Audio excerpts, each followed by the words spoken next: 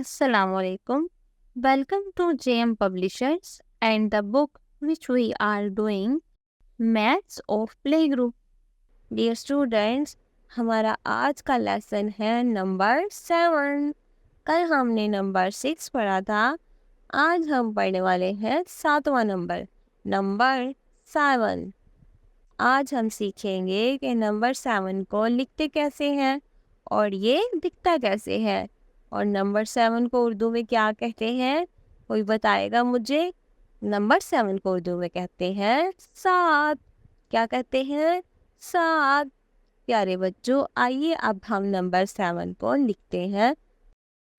प्यारे बच्चों, घर पर या क्लासरूम में टीचर की मदद से एक सैंडरे ले और इस पर नंबर 7 की ड्रेसिंग सीखते हैं।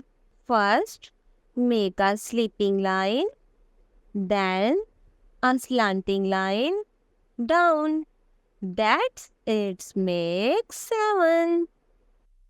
Dear students, now you open the page number 23 of your book and let's see what the pictures show on this page.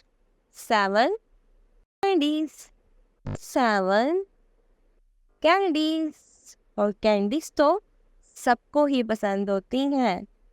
7 chicks. 7 chicks.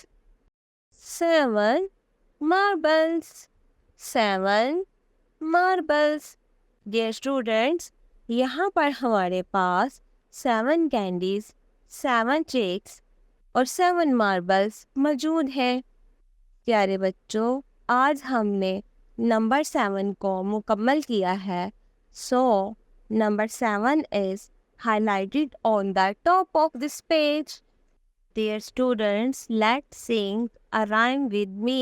7 candies. Tricks so sweet, marble roll by little feet.